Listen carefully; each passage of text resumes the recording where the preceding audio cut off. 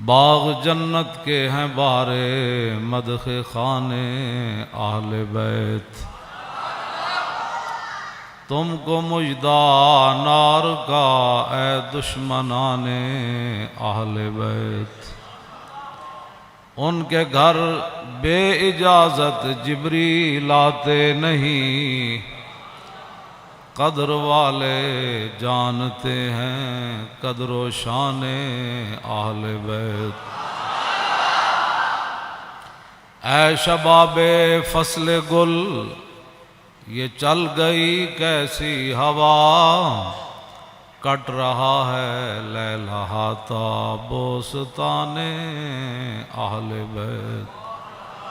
سر شہیدان محبت کے ہیں نیزوں پر بلند، خدا نے اور اونچی کی قدر و شان اہل بیت۔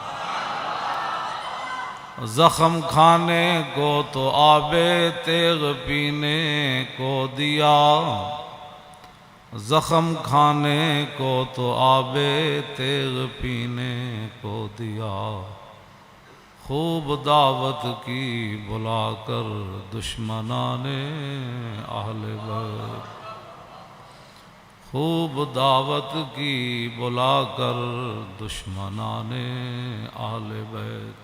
مامون الرشید جو حکمران تھا، انہوں نے قسطنطنیہ کے عیسائی بادشاہ کو، قسطنطنیہ تو سلطان محمد فاتح نے بعد میں فتح کیا، جو آج ترکی ہے، استنبول ہے، وہاں عیسائیوں کی حکومت تھی۔ تو مامون الرشید نے خط لکھا قسطنطنیہ کے حکمران کو کہ یونانی فلسفے کی جتنی کتابیں ہیں اور جو آپ نے نئے نئے علوم ایجاد کیے ہیں وہ ساری کتابیں ہمیں بھیجو۔ اس وقت تو مسلمانوں کا ہی آرڈر چلتا تھا۔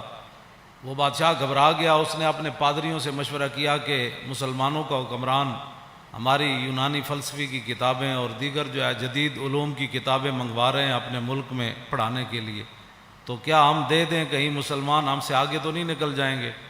تو ان کا جو بڑا پادری تھا اس نے کہا کہ ساری بھیجو، ساری کتابیں بھیجو۔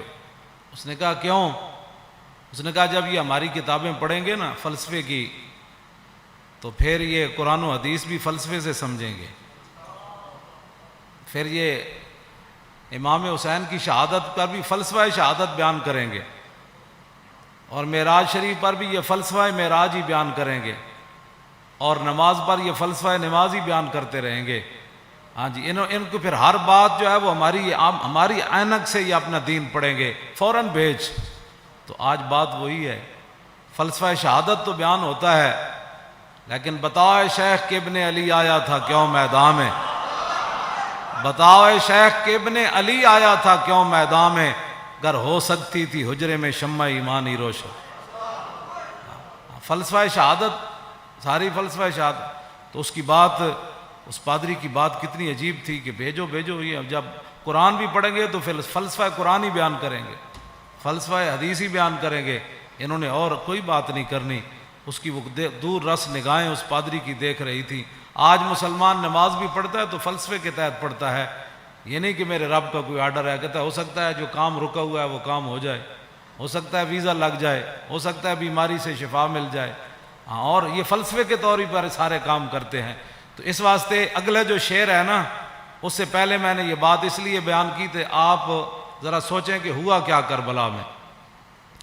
اپنا سودا بیچ کر بازار سونا کر گئے، عن عقبۃ بن ابی العزیر ان الحسین خطب اصحابہ واصحاب الحر بالبیدۃ۔